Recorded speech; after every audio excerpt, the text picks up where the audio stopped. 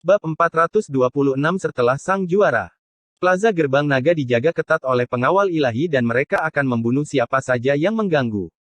Tempat ini sekarang menjadi tempat terlarang dan hanya akan dibuka pada hari kompetisi Gerbang Naga. Di tengah-tengah plaza terdapat tempat yang menjadi pusat perhatian semua orang, panggung Gerbang Naga. Panggung Gerbang Naga adalah tempat di mana seseorang dapat berubah menjadi naga dengan masuk ke dalam 8 besar untuk menjadi salah satu tokoh yang berhak mendapatkan gelar. Panggung dipenuhi dengan aura yang sudah tua dan terdapat total 9 tribun, dan 8 tribun mengelilingi satu tribun. Yang di tengah melayang di atas tanah dan diselimuti oleh selubung emas. Hanya raja yang bisa berdiri di sini. 8 panggung lainnya adalah tempat di mana 8 tokoh akan ditentukan, dan yang berada di tengah akan menentukan juara. Sang juara juga akan menjadi raja di antara generasi muda Kekaisaran Qin Besar. Panggung ini melambangkan kehormatan dan impian karena raja akan lahir di sini. Ada sebuah singgasana yang diletakkan di tengah panggung penonton yang merupakan milik raja Kekaisaran Qin Besar. Namun singgasana itu tampak seolah-olah bersaing dengan panggung raja. Jika Qin Yu adalah orang yang akhirnya berdiri di sana, ia akan memantulkan singgasana, membuatnya semakin bersinar. Tetapi jika ada orang lain yang menjadi orang terakhir yang berdiri di sana, maka akan terlihat seolah-olah kekuatan di belakangnya akan menentang otoritas keluarga kerajaan. Ketika cahaya fajar menyinari, cahaya itu mengusir dinginnya musim dingin. Dalam sekejap, seluruh ibu kota menjadi panas. Alun-alun dikelilingi oleh orang-orang. Tidak hanya warga dari Kekaisaran Qin Besar, tetapi murid sekte dan kultivator pengembara dari wilayah lain juga ada di sini. Hanya ada 3 hari tersisa sampai kompetisi Gerbang Naga. Banyak kultivator yang tidak bisa mendapatkan kualifikasi untuk berpartisipasi hanya bisa menonton pertempuran. Ada juga banyak penginapan di sekitar alun-alun yang disiapkan untuk para penonton. Penginapan-penginapan itu dipenuhi oleh orang-orang karena kompetisi Gerbang Naga adalah acara termegah di Kekaisaran Qin Besar. Saya mendengar bahwa kompetisi Gerbang Naga ini akan menjadi yang paling sengit dalam 1 abad terakhir. Ya, terlalu banyak hal aneh yang terjadi tahun ini. Pertama, ada Lin Yun, dan sekarang, kita memiliki Bai Lixuan yang mencapai fisik suci. Sekte lain juga memiliki orang jenius lainnya, tapi hal-hal ini tidak pernah terjadi di kompetisi Gerbang Naga sebelumnya. Ya, ada terlalu banyak orang jenius kali ini. Meskipun semua orang mengatakan bahwa ketujuh tokoh bergelar masih percaya diri tentang kompetisi Gerbang Naga ini, tidak ada yang tahu apakah ada kuda hitam. Itu terutama karena alam iblis. Murid-murid dari berbagai sekte semuanya menerima pertemuan secara kebetulan dan mereka telah mengasingkan diri sejak mereka kembali. Siapa yang tahu jika salah satu dari mereka akan bersinar dalam kompetisi? Hehe, aku sebenarnya lebih penasaran jika Lin Yun akan muncul. Wajah yang mulia memerah beberapa hari yang lalu saat Lin Yun menghentikan pernikahan. Aku yakin yang mulia belum pernah menerima penghinaan seperti itu sebelumnya dalam hidupnya. Lin Yun mungkin bisa menantang tokoh-tokoh bergelar jika dia tidak melumpuhkan urat nadi yang dalam. Bagaimanapun juga, potensi yang dia tunjukkan terlalu menakutkan. Ya, sangat disayangkan. Tapi meski begitu, dia seharusnya tidak muncul di pernikahan dan mengungkapkan semua kartu trufnya. Bahkan jika dia tidak bisa bertarung dengan sosok bergelar, dia masih memiliki peluang tinggi untuk mendapatkan kuota. Saya akan pergi jika saya adalah Lin Yun. Biarkan Qin Yu mati karena frustrasi karena tidak bisa membalas dendam. Saat seseorang menyebut Lin Yun, mereka secara alami mendiskusikan taruhan di Paviliun Wanbao. Paviliun Wanbao Myriad juga menjadi terkenal melalui kompetisi Gerbang Naga ini dengan memperkenalkan peringkat yang baru bangkit dan peringkat bergelar. Meskipun peringkatnya agak bias, namun secara umum masih adil.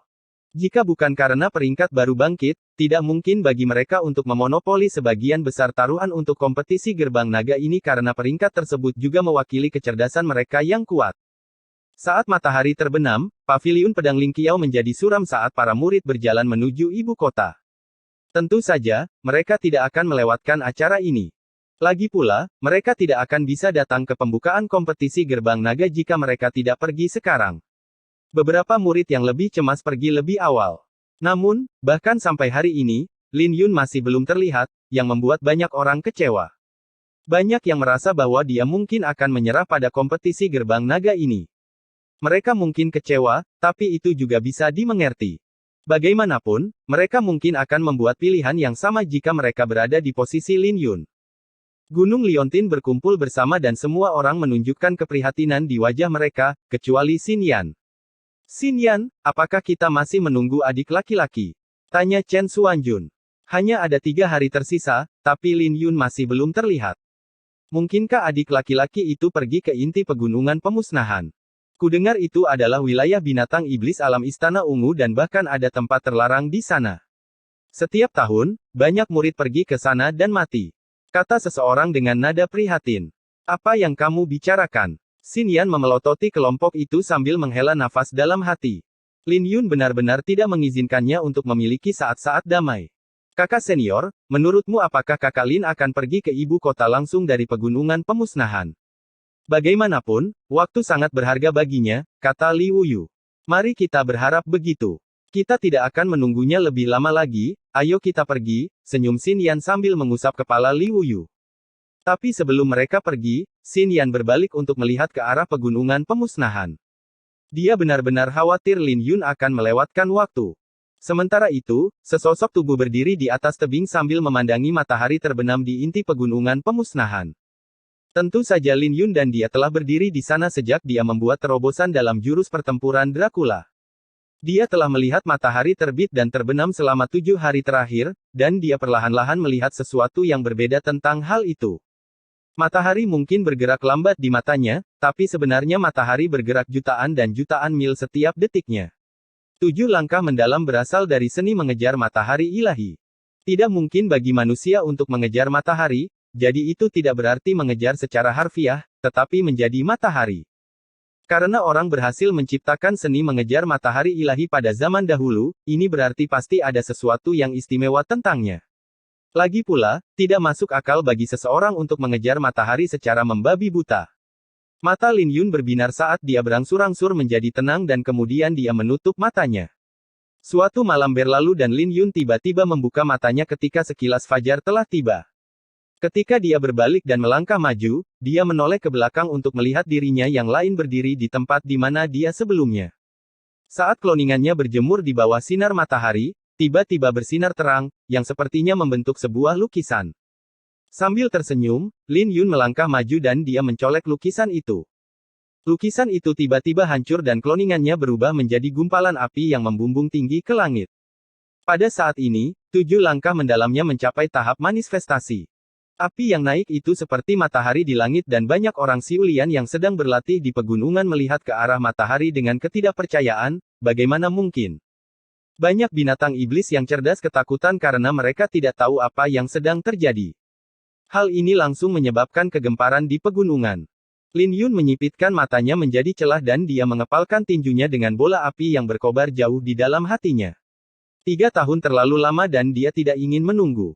Dia punya alasan untuk mengikuti kompetisi gerbang naga ini dan dia tidak akan menerima apapun selain menjadi juara.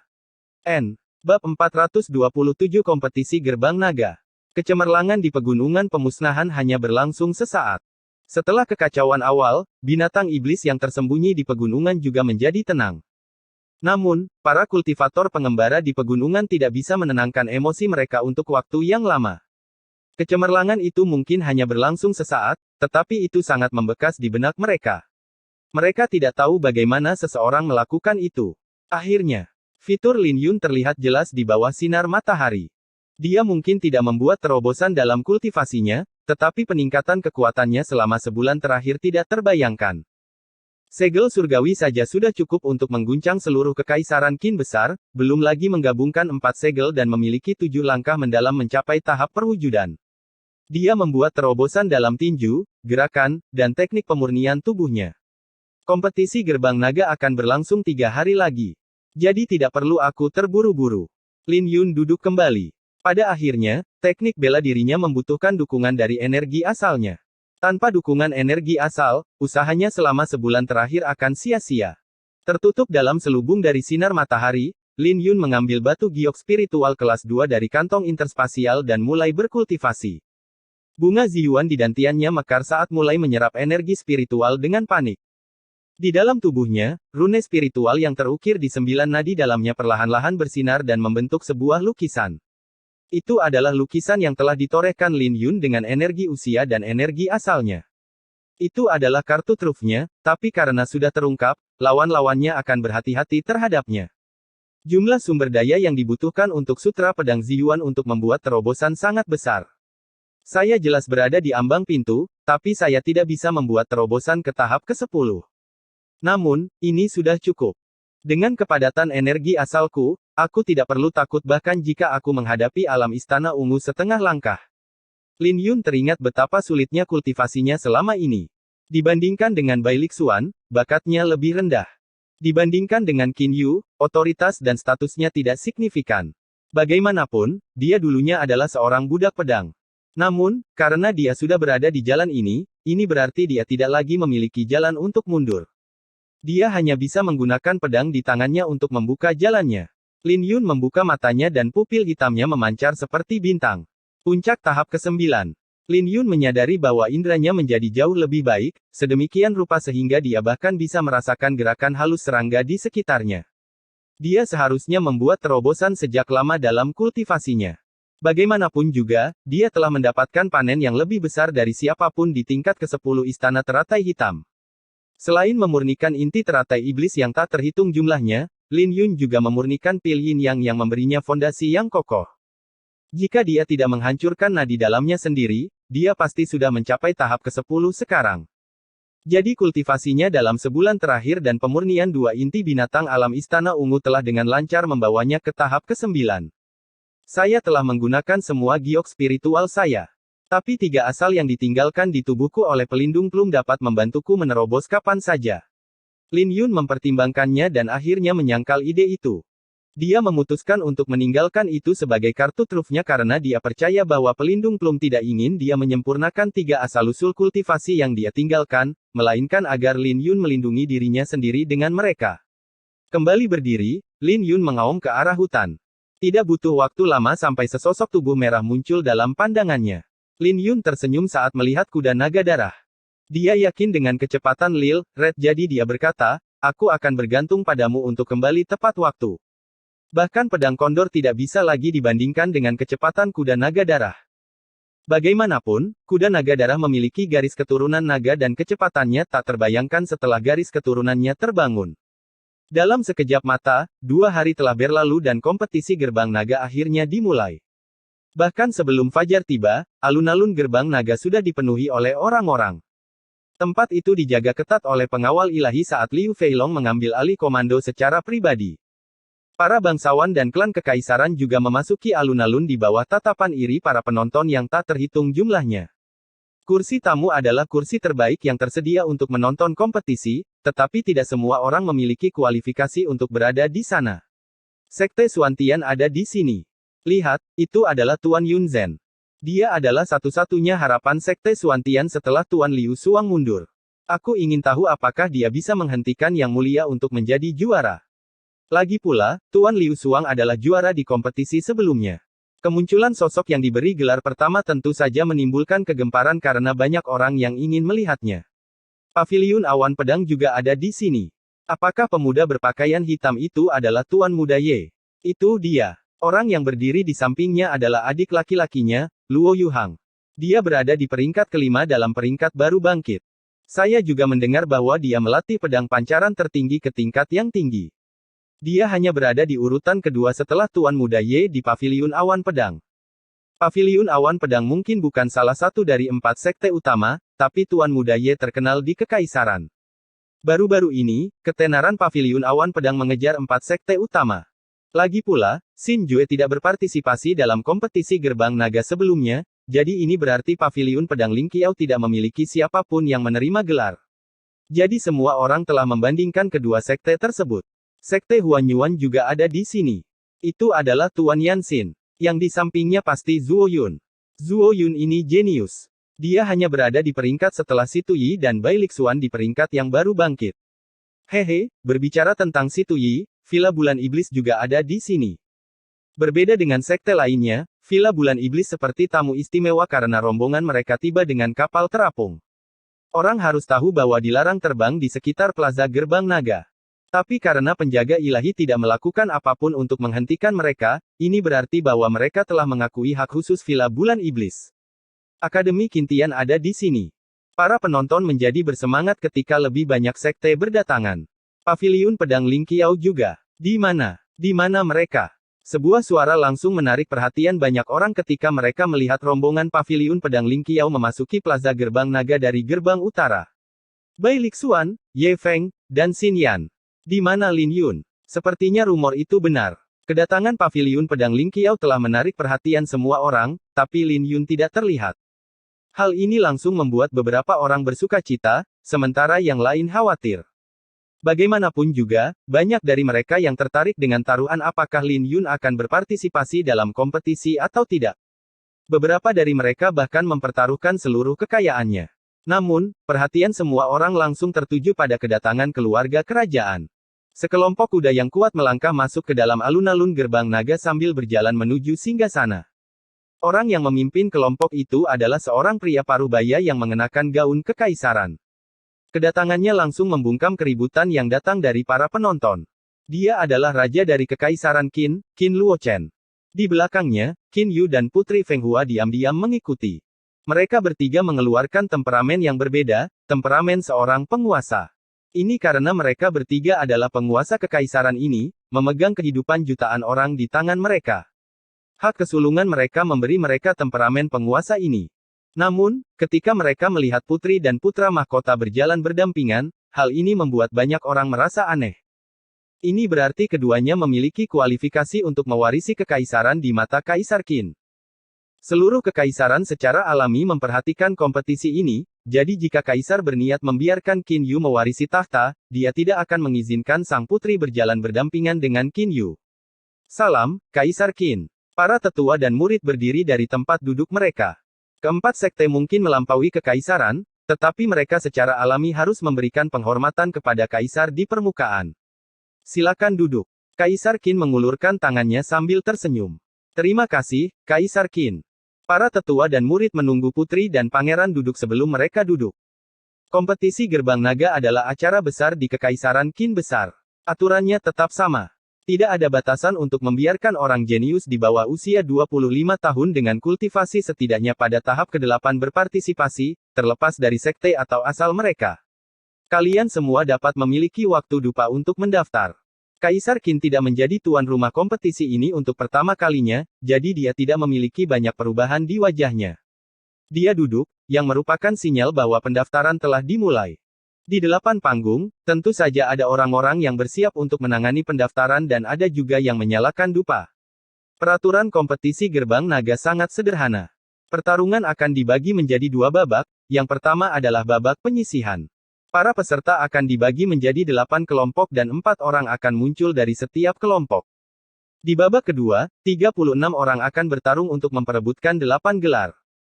Kompetisi Gerbang Naga memiliki persyaratan yang ketat karena hanya mereka yang berusia di bawah 25 tahun dan berada di tahap ke-8 yang dapat berpartisipasi. Bahkan 4 sekte besar tidak memiliki banyak orang yang memenuhi syarat. Tetapi Kekaisaran Qin besar memiliki lebih dari 100 kabupaten, jadi ini berarti ada banyak sekali orang yang berkultivasi. Saat Kaisar Qin membuat pernyataannya, banyak orang pergi untuk mendaftarkan diri.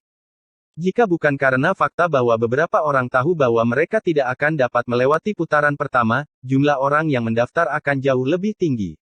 Waktu satu dupa tidaklah lama, tetapi lebih dari cukup bagi semua orang untuk mendaftar. Setelah setengah dupa habis, jumlah orang yang mendaftar mulai berkurang. Ketika dupa hampir habis, pihak Paviliun Pedang Ling Qiao menjadi cemas saat mereka melihat sekeliling. Berbagai sekte secara alami tahu apa yang dikhawatirkan oleh Paviliun Pedang Ling Qiao. Bai Lixuan dan Ye Feng keduanya ada di sini, jadi ini berarti mereka pasti sedang mencari Lin Yun. Sementara sekte lain bersuka cita, Qin Yu tiba-tiba berbicara, "Ayahanda kerajaan, saya pikir Paviliun Pedang Ling Qiao pasti memiliki situasi. Mengapa kita tidak memperpanjang proses pendaftaran sampai setengah jam?" Kaisar Qin melirik Luo Feng dan bertanya, "Penatua Luo, bagaimana menurutmu?" Luo Feng mengangkat kepalanya dengan ekspresi serius dan menjawab dengan dingin, "Terima kasih atas perhatian Anda, Yang Mulia. Tapi dupa itu belum habis. Tidak masalah jika kita kehabisan waktu. Jangan berpikir bahwa saya tidak tahu apa yang ada di pikiran Anda. Semua orang tahu apa yang ada di pikiranku," dengus Qin Yu. Jejak penghinaan muncul di matanya dan dia tertawa, jika dia benar-benar ingin berpartisipasi, tidak masalah jika kita memperpanjang proses pendaftaran setengah jam. Saya hanya takut dia terlalu takut untuk berada di sini. Tidak ada yang menyangka bahwa Qin Yu akan memiliki kebencian yang begitu dalam terhadap Lin Yun. Meskipun Qin Yu tidak menyebutkan nama siapapun, semua orang secara alami tahu siapa yang dia bicarakan. Selain Lin Yun, yang merebut calon istrinya, siapa lagi itu? Penghinaan yang ditunjukkan Qin Yu membuat wajah para murid dan tetua paviliun pedang Ling Qiao menjadi jelek. Namun, Lin Yun benar-benar tidak terlihat dan proses pendaftaran juga akan segera berakhir. Tidak ada yang peduli dengan prosesnya. Satu-satunya yang menjadi perhatian adalah hasilnya. Kelompok paviliun pedang Ling Qiao ingin menegur pangeran, tapi mereka tidak bisa berkata apa-apa.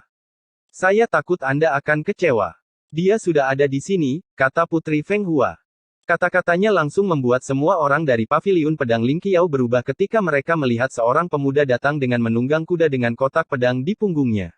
Lin Yun. Itu benar-benar Lin Yun. Kegemparan langsung muncul di kompetisi gerbang naga. Qin Yu telah menyatakan bahwa dia akan mengambil nyawa Lin Yun dalam kompetisi dan Lin Yun benar-benar muncul. Qin Yu terkejut sesaat sebelum wajahnya menjadi gelap. Seringai yang brutal dan dingin muncul di bibirnya yang membuat bulu kuduk merinding bagi mereka yang melihatnya. Bab 428 Pertempuran Pertama. Semua orang mengalihkan perhatian mereka pada Lin Yun. Ini adalah pemandangan yang langka dalam kompetisi gerbang naga. Di masa lalu, tidak ada yang akan memperhatikan seorang kultivator tingkat 9 karena tingkat 9 berarti dia tidak akan bisa mendapatkan gelar, apalagi menjadi juara. Pusat perhatian selalu disimpan untuk orang jenius seperti Qin Yu. Namun, perhatian pada Lin Yun telah jauh melampaui Qin Yu bahkan sebelum kompetisi dimulai. Kenapa? Itu hanya karena namanya Lin Yun. Dia adalah tokoh yang berpengaruh di Kekaisaran Qin Besar. Pertama, dia memenangkan pertempuran Aliansi Serikat, dia juga membunyikan Phoenix Plume, dia mengalahkan 3 musuh di perjamuan putri, dia menciptakan legenda di alam teratai iblis, dan dia menghunus pedangnya pada pernikahan putra mahkota. Dia adalah Lin Yun dari paviliun pedang Ling Qiao. Hanya dalam waktu 1 tahun, dia menjadi terkenal dan semua orang di 100 kabupaten mengenalnya. Dibandingkan dengan Bai Lixuan dan Si Tuyi, ketenarannya bahkan melebihi mereka. Kisahnya terlalu legendaris. Dia awalnya adalah seorang budak pedang, tetapi dia telah melangkah sejauh ini sehingga dia bahkan bisa melawan putra mahkota. Siapa di antara generasi muda yang bisa dibandingkan dengannya? Siapa di antara generasi muda yang bisa secara terbuka menentang putra mahkota? Jadi bagaimana mungkin kedatangannya tidak memicu bom di antara para penonton? Aku tahu itu. Aku tahu dia akan datang. Dia adalah seseorang yang bahkan berani menghunus pedangnya melawan pengawal ilahi, jadi bagaimana mungkin dia seorang pengecut? Haha, dia akhirnya datang. Aku benar dalam mempertaruhkan seluruh hartaku. Hehe, aku mungkin akan bangkrut, tapi itu tidak masalah. Kompetisi gerbang naga tidak akan lengkap tanpa dia. Saya mendengar dari murid-murid paviliun pedang Ling Qiao bahwa Lin Yun telah mendapatkan kembali kultivasinya di tahap ke-9. Dia mungkin tidak sebanding dengan mereka yang berada di peringkat baru, tapi bukan berarti dia tidak memiliki harapan untuk menerima gelar. Hehe, mari kita tunggu dan lihat saja. Diskusi menjadi panas, dan bahkan mereka yang kalah taruhan menjadi emosional setelah menghela nafas. Reaksi itu tidak terbatas hanya pada para penonton. Bahkan mereka yang berada di kursi tamu memandang Lin Yun dengan penuh minat. Itu Lin Yun. 3 murid inti dari Sekte Huanyuanku mati di tangannya. Cemberut Tuan Yanxin. Sudah waktunya. Wen Yanbo mengertakkan gigi saat dia memelototi Lin Yun. Dia sedang merayu kematian. Tuan Yanxin tampaknya tidak terlalu peduli dengan Lin Yun. Tidak mudah untuk melawan seseorang yang berada di atas kultivasinya. Mungkin saja seseorang di tingkat ke-9 mengalahkan seorang kultivator di tingkat ke-10 atau alam istana setengah langkah. Tapi di antara para jenius, kesenjangan kecil bisa berakibat fatal dalam pertarungan, belum lagi kesenjangan yang drastis dalam kultivasi mereka. Perbedaannya sangat besar di fase akhir alam bela diri mendalam, jadi mustahil bagi seseorang yang lebih lemah untuk menang dalam pertarungan antara para jenius yang mengerikan. Tidak hanya Tuan Yanxin, tapi semua orang juga memiliki pemikiran yang sama. Dalam pandangan mereka, Lin Yun seharusnya tidak datang. Bahkan jika dia disebut pengecut, itu masih lebih baik daripada dibunuh oleh Qin Yu. Di saat yang sama Luo Yuhang tersenyum saat melihat kedatangan Lin Yun. Dia berharap dia bisa berada di kelompok yang sama dengan Lin Yun sehingga dia bisa membalas dendam. Tuan Muda Ye bertanya, inikah orang yang mengalahkanmu di paviliun pedang Ling Qiao? Aku baru saja ditipu olehnya. Dia jelas memiliki kultivasi tahap ke-9, tapi dia berbohong padaku bahwa dia hanya di tahap ke-8. Jika tidak, akan mudah bagiku untuk mengalahkannya pada kondisi terkuatku, kata Luo Yuhang dengan enggan. Anda tidak perlu repot-repot dengannya. Dia telah menyinggung banyak orang, tapi dia masih berani berada di sini. Dia benar-benar tidak peduli dengan kebrutalan kompetisi gerbang naga, kata Tuan Muda Ye. Anda bisa saja menyerah dalam kompetisi ini, tapi para ahli sejati tidak akan memberi Anda kesempatan untuk menyerah. Ini adalah bagaimana banyak orang jenius yang tewas dalam kompetisi sebelumnya, sehingga banyak peserta yang memiliki kekhawatiran ini. Pendaftaran akhirnya berakhir setelah Lin Yun mendapatkan plakatnya. Sekarang, dia hanya harus menunggu untuk ditunjuk dalam sebuah kelompok. Penugasan segera keluar dan tidak mengherankan untuk melihat bahwa ketujuh tokoh yang diberi gelar ditempatkan dalam kelompok yang berbeda. Para jenius lainnya seperti Bai Lixuan, Si Tuyi, dan yang lainnya juga dibagi. Hal ini tidak mengherankan karena mereka dapat dianggap sebagai kandidat unggulan. Lagi pula, akan sangat disayangkan jika mereka tersingkir lebih awal. 8 kelompok. Luo Yuhang mengangkat alisnya karena dia tidak melihat ada tokoh yang memiliki gelar di grup ke-8. Dengan mundurnya Tuan Liu Suang dari kompetisi, ini berarti akan ada grup kosong di antara 8 grup. Luo Yuhang segera bersukacita karena ia yakin akan lolos ke babak kedua. Tapi ketika dia melihat ke bawah pada daftar, dia segera melihat nama yang tidak asing lagi, Lin Yun. Tuan Muda Ye meliriknya sekilas dan tersenyum, keinginanmu terkabul. Kamu berada di grup yang sama dengannya. Bagus. Biarkan anak nakal ini menjadi batu loncatan kita. Sekte pendekar pedang terkuat harus menjadi milik Paviliun Awan Pedang kita, kata para tetua Paviliun Awan Pedang. Permusuhan antara kedua sekte itu sudah sangat dalam. Bagaimanapun juga, Paviliun Pedang Ling Qiao telah merebut gelar sebagai sekte pendekar pedang terkuat dari mereka. Cukup beruntung. Kamu tidak bertemu dengan Qin Yu di ronde pertama. Luo Feng tersenyum ketika dia melihat kelompok Lin Yun. Tapi dia segera menghela nafas, sebenarnya, kamu seharusnya tidak datang. Tapi aku di sini, senyum Lin Yun. Ketika Luo Feng melihat senyuman di wajah Lin Yun, dia bingung. Untuk sesaat, dia benar-benar tidak bisa melihat Lin Yun. Tapi bahkan sebelum dia bisa berbicara, beberapa orang tua turun ke 8 panggung. Mereka semua adalah kultivator alam Istana Ungu, yang akan bertindak sebagai juri untuk 8 tahap. Akhirnya dimulai. Perhatian semua orang segera dialihkan ke 8 panggung. Semua penonton melihat ke arah 8 juri. Para tetua dari berbagai sekte mengenakan ekspresi serius karena ini juga merupakan kompetisi antar sekte. Kelompok pertama, Tuan Yanxin vs Wang Ning. Kelompok kedua, Tuan Yunzhen vs He Yun Xiao. Kelompok ketiga, Bai Lixuan vs Luo Ming. Orang-orang tua yang berdiri di berbagai panggung mengumumkan. Yang pertama bertarung adalah tokoh-tokoh bergelar atau jenius yang mengerikan seperti Bai Lixuan. Jelas terlihat bahwa mereka mencoba untuk memanaskan suasana. Hehe, beberapa kelompok pertama adalah tokoh berbakat atau terkenal. Aku ingin tahu apakah Lin Yun akan muncul di pertarungan pertama. Grup ke-8 tidak memiliki tokoh yang terkenal. Jika kita mempertimbangkan ketenaran, maka Lin Yun secara alami adalah pilihan terbaik. Mari kita saksikan saja. Juri di panggung ke-8 secara alami tahu bahwa perhatian semua orang tertuju padanya saat dia mengangkat daftar nama, jadi dia dengan lantang mengumumkan, grup ke-8, Lin Yun vs Luo Yuhang. Luo Yuhang, Lin Yun. Lin Yun dan Luo Yuhang sama-sama terkejut saat mendengar nama lawan mereka. Mereka jelas terkejut bahwa mereka akan bertarung satu sama lain di ronde pertama, tapi Luo Yuhang segera pulih dari keterkejutannya dan tersenyum, menarik. Bab 429 Lukisan Hancur, Bunuh. Luo Yuhang terkejut bahwa Lin Yun adalah lawan pertamanya.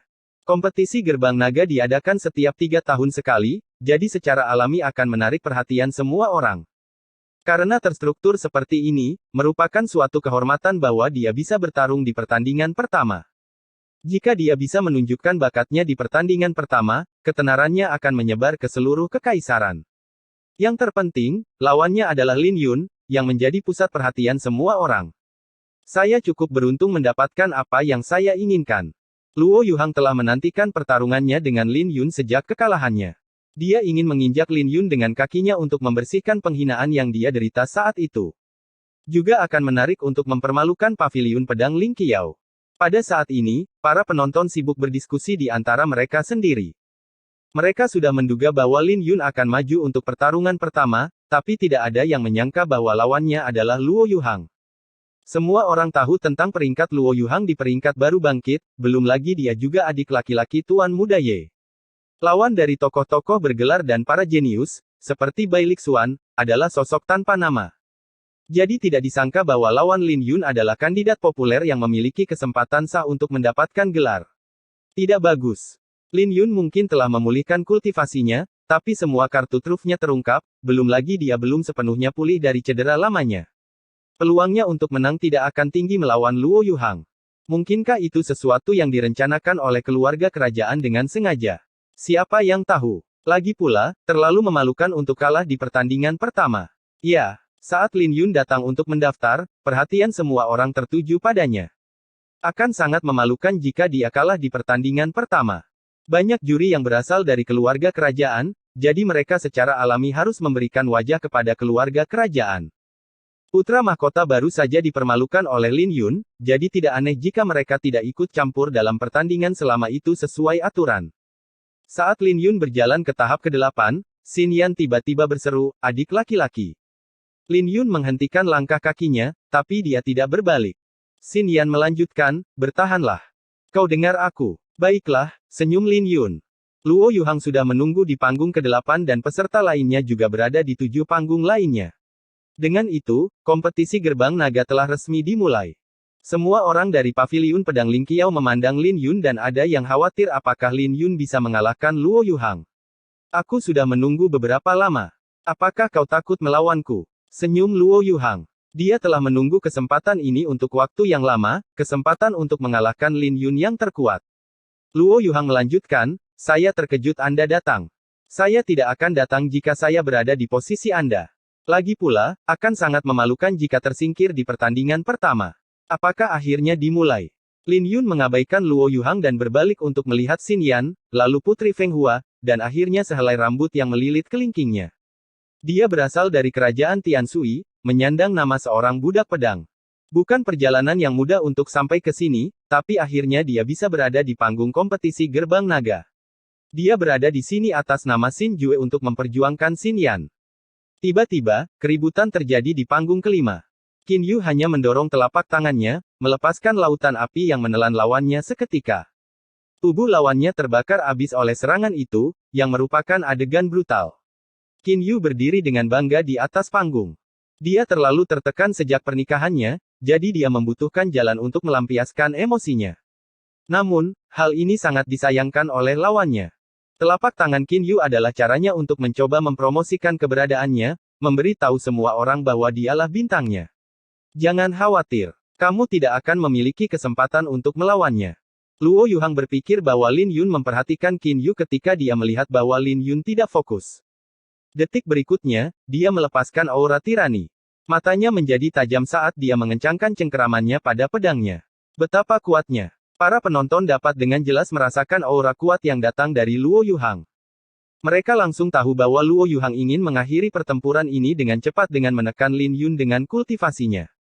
"Kamu bisa menyerah sebelum aku menghunus pedangku. Jika tidak, tidak ada yang bisa menyelamatkanmu," raung Luo Yuhang dengan aura membunuh yang terpancar dari matanya. "Mengakhiri pertempuran dengan cepat. Seperti yang aku inginkan." Bunga Ziyuan mekar di dantian Lin Yun dan energi asalnya yang kuat bergema melalui nadinya yang dalam. Pada saat yang sama, auranya mulai berkobar. "Serang. Hargai kesempatan terakhirmu untuk menghunus pedang," jawab Lin Yun. Suaranya tidak keras, tapi kepercayaan diri dalam nadanya membuat banyak orang terkejut. Lin Yun benar-benar menghadapi Luo Yuhang dengan sikap acuh tak acuh. Orang harus tahu bahwa Lin Yun telah mengungkapkan semua kartu trufnya. Bahkan jika dia telah memulihkan kultivasinya, dia masih dalam posisi yang tidak menguntungkan mengingat kultivasinya. Pertarungan di panggung lain berakhir dengan cepat seperti yang diharapkan semua orang. Bagaimanapun, lawan dari tokoh-tokoh bergelar itu menyerah atau dengan mudah dikalahkan. Seketika, perhatian semua orang tertuju pada tahap ke-8. "Kamu masih sombong seperti sebelumnya," cibir Luo Yuhang sambil menghunus pedangnya. Ketika Luo Yuhang menghunus pedangnya setengah inci, dia berubah menjadi seberkas cahaya dan berlari ke depan. Panggung tiba-tiba menjadi gelap dan selain sinar pedang yang menyelimutinya, segala sesuatu yang lain, termasuk Lin Yun, menjadi gelap di bawah sinar pedangnya. Pedangnya sangat cemerlang, tapi ketika panggung menjadi gelap, sinar pedang yang menyilaukan itu tiba-tiba menghilang. Apa yang terjadi? Itu harusnya pedang cahaya tertinggi pedang awan pavilion. Itu adalah teknik pedang yang sulit untuk dilawan. Luo Yuhang benar-benar tidak mudah untuk bisa menggunakan pedang pancaran tertinggi sampai tingkat ini. Saya mendengar bahwa sangat sulit untuk melatih teknik pedang ini dan jarang sekali ada yang bisa mencapai tingkat yang lebih rendah. Banyak tetua di paviliun awan pedang bahkan tidak bisa memahami kedalaman dari teknik ini. Semua orang menjadi khawatir pada Lin Yun. Bagaimanapun, Luo Yuhang benar-benar kuat untuk berada di peringkat 5 besar. Tiba-tiba, sebuah cahaya menerangi panggung dan semua orang terkejut melihat Luo Yuhang berdiri di depan Lin Yun di detik berikutnya dengan pedangnya mengarah ke kepala Lin Yun. Tapi meski begitu, Lin Yun tidak menggerakkan kakinya atau bahkan membuka matanya. Apa yang Lin Yun coba lakukan? Banyak orang bingung ketika mereka melihat Lin Yun menutup matanya. Pedang ini cepat dan semua orang merasa bahwa Lin Yun akan kesulitan menghindar bahkan dengan mata terbuka. Jadi Lin Yun menutup matanya adalah tindakan merayu kematian di mata banyak orang. Apakah kamu sedang merayu kematian? Karena itu masalahnya, maka aku akan memenuhi keinginanmu. Wajah Luo Yuhang menjadi gelap karena lebih banyak niat membunuh memenuhi matanya dan dia menusukkan pedangnya ke depan. Tapi tiba-tiba, Lin Yun tiba-tiba memancarkan aura pedang yang dalam yang mulai berfluktuasi seperti air. Lin Yun seperti sungai yang bergerak yang tertutup kabut. Trik yang sia-sia. Dengus Luo Yuhang. Dia tidak percaya bahwa Lin Yun bisa melakukan apapun di hadapan kekuatan absolutnya. Dalam sekejap mata, Luo Yuhang telah menikam pedangnya lebih dari 10 kali, setiap tikaman lebih cepat dari kilat. Ketika Luo Yuhang melangkah ke dalam wilayah aura pedang Lin Yun bisa merasakan setiap pedangnya bahkan dengan mata tertutup. Tiba-tiba, Lin Yun bergerak. Sosoknya mulai menghilang seperti tinta dan dia meninggalkan bayangan. Aku akan melihat berapa lama kamu bisa terus mundur. Ekspresi Luo Yuhang menjadi buas saat dia mengandalkan keunggulannya dalam kultivasi untuk menghancurkan aura pedang Lin Yun. Tidak peduli seberapa cemerlang teknik gerakan Lin Yun, Luo Yuhang masih memegang kendali dalam pertukaran ini. Namun, dia membayar harganya dengan energi asalnya yang dengan cepat habis. Pedang cahaya tertinggi sinar matahari. Luo Yuhang langsung tahu bahwa dia tidak bisa melanjutkan ini lebih jauh atau dia akan kehabisan energi terlebih dahulu. Dia langsung mengeluarkan jurus pamungkasnya dan pedangnya memancar dengan kecemerlangan luar biasa seperti matahari yang bisa membakar segalanya. Kilatan dingin berkedip-kedip di mata Luo Yuhang dan dia mendengus, kembalilah 3 tahun kemudian. Enyahlah. Banyak orang menyuruh Lin Yun untuk berpartisipasi dalam kompetisi gerbang naga 3 tahun kemudian, tetapi itu terlalu lama bagi Lin Yun. Karena dia tidak bisa mundur lebih jauh, maka dia tidak bisa mundur. Tapi siapa bilang 7 langkah mendalam hanya bisa mundur? Lin Yun tiba-tiba membuka matanya dan melepaskan aura yang mengejutkan dari tubuhnya. Tanpa ragu-ragu, dia mengambil langkah maju ke arah serangan Luo Yuhang. Ketika dia berbalik, dia melihat sebuah lukisan. Dalam lukisan itu, Luo Yuhang mengayunkan serangannya yang agung ke arah pemuda yang terlihat lemah itu. Ada yang tidak beres. Wajah Luo Yuhang tiba-tiba berubah ketika dia merasakan bahaya besar datang kepadanya.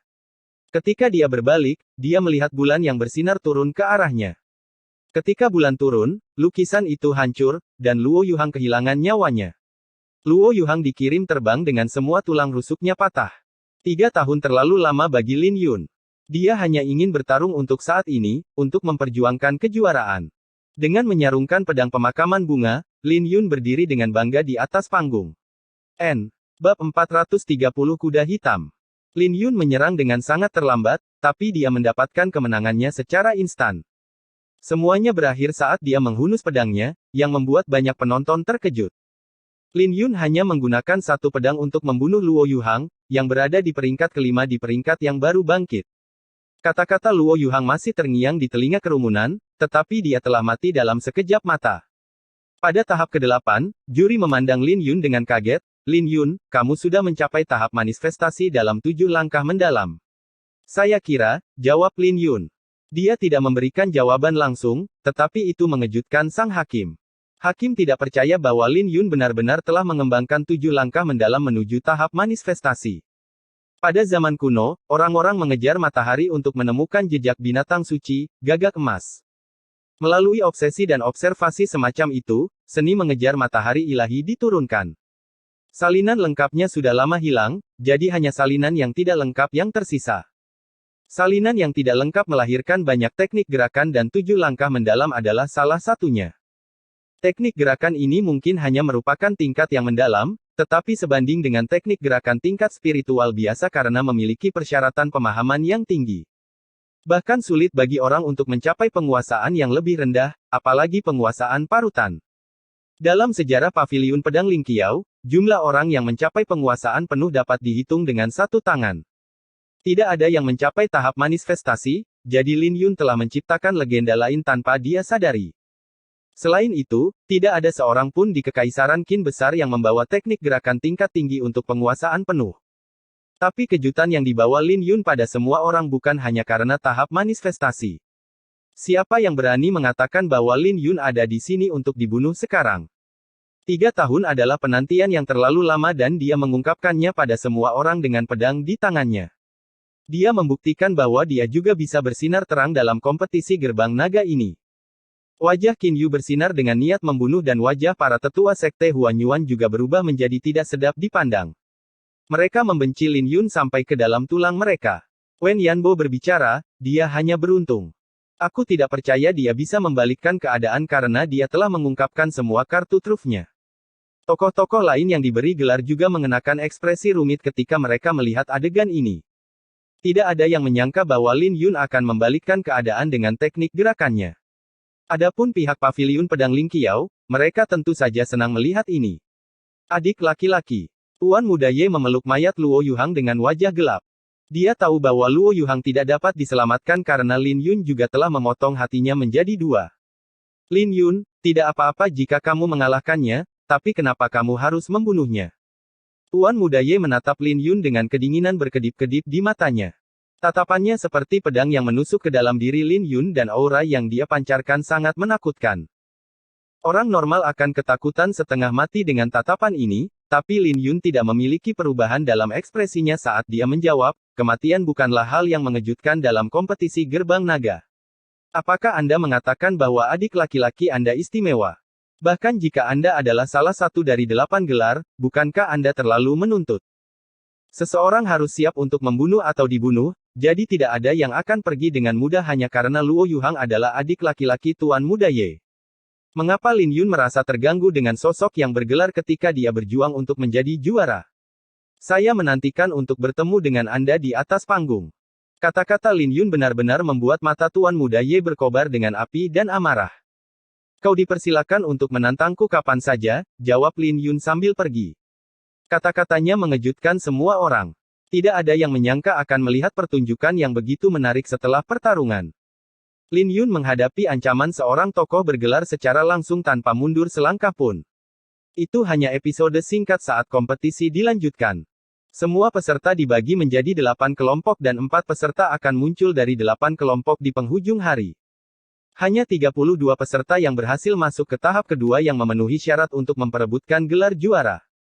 Lin Yun mengamati bahwa kelompok-kelompok itu terbagi rata dalam hal kekuatan selain dari 7 tokoh yang bergelar.